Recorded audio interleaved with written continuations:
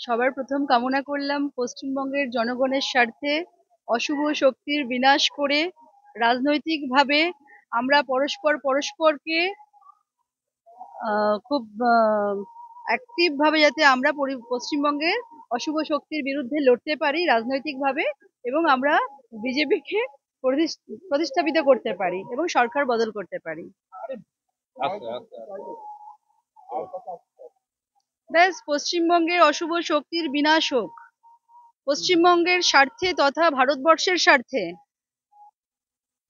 আমরা সবাই মিলে যাতে এই সরকারের পতন ঘটাতে পারি গণতান্ত্রিক পদ্ধতির মাধ্যমে, জনকল্যাণের স্বার্থে। অবভিয়াসলি যতক্ষণ এই সরকারের পরিবর্তন হচ্ছে না ততক্ষণ প্রত্যেকটা শ্রেণীর মানুষ, মানে একদম টপ টু বটম সবাই সাফার হচ্ছে। ওকে, চলো হ্যাঁ। চলো। রাইট।